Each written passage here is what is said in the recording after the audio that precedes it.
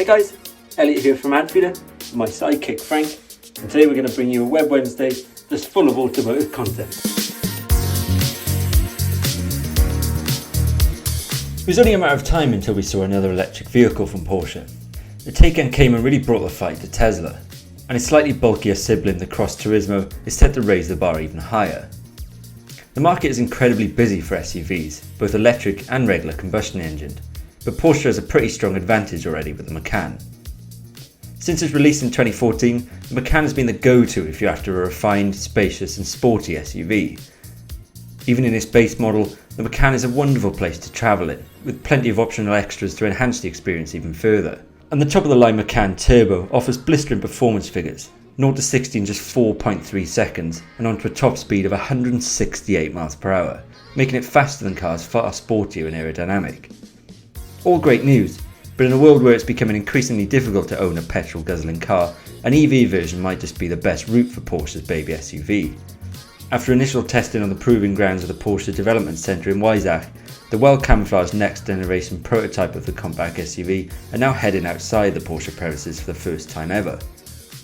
By the time the all-electric Mccann is launched into the market in 2023, it'll have covered some 3 million test kilometres worldwide, all of these in varying conditions, where the prototypes are able to incorporate the experience gained from countless previous test kilometres, all driven within a virtual space.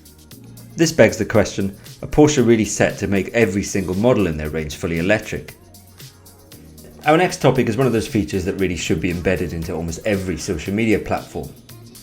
It's no secret that over the last few years, the likes of Facebook, Twitter and Instagram have all come under intense scrutiny regarding their policies around the sharing of fake news and damaging content. Content that often spreads like wildfire during large political events or government awareness campaigns, such as the coronavirus pandemic. To combat this, Facebook has announced on Twitter that it'll start testing a pop-up that asks users if they're sure they want to share an article that they haven't even opened. The pop-up will prompt users to read the article, but also choose to continue sharing it if they want to. But Facebook said the pop-up is meant to help people be more informed by the articles that they're sharing. It's likely as an attempt to combat the spread of misinformation on the platform, which they've really struggled with in the past. This is massively encouraging to see though, as it's likely to dramatically ease the spread of false and misinterpreted information that often lures users in by clickbait titles or imagery. Now, when I was saying we could see into the future on this one, it's actually something we shared a few weeks ago on a previous episode of Web Wednesdays. It's a rare occurrence, but our prediction actually turned out to be right, and we were amazed to see that Apple actually introduced the coloured iMacs that everyone talked about. Let me give you a little bit of a history lesson before we get stuck into the new version.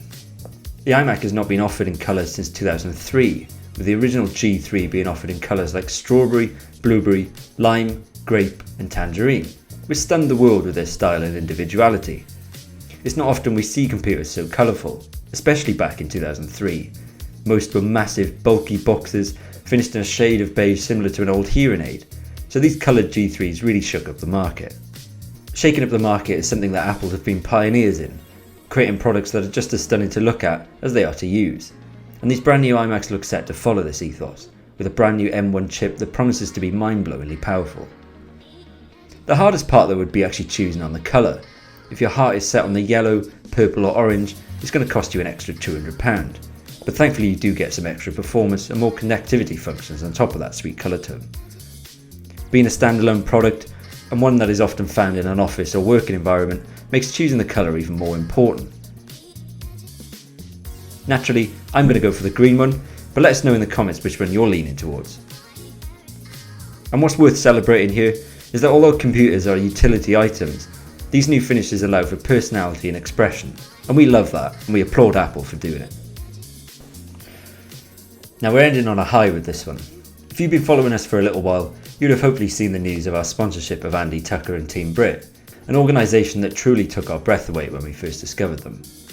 Racing at an incredibly high level of motorsport, Team BRIT have their sights firmly set on becoming the first disabled racing operation to compete in the most gruelling motorsport event of them all, the Le Mans 24 Hours Endurance.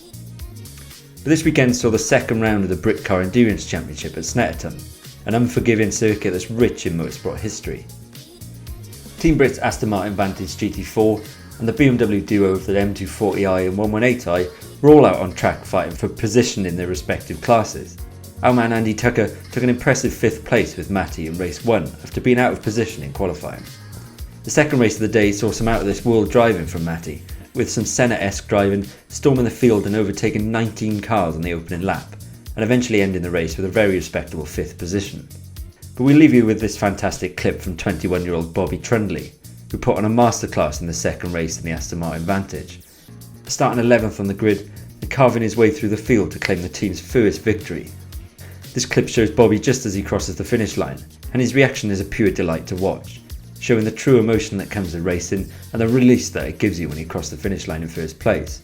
From all of us at AdFeeder, we'd like to say a huge well done to all of the drivers and staff at Team BRIT. We are so proud to sponsor you, and we cannot wait to tune in to the next race.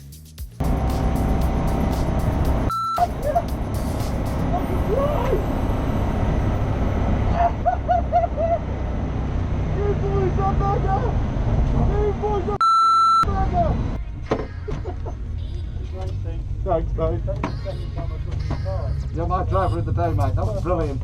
Thanks, mate. Absolutely fantastic. Cheers, thank you. Thank you so much for watching, and stay tuned for next week. We'll bring you more news from the world of automotive and tech.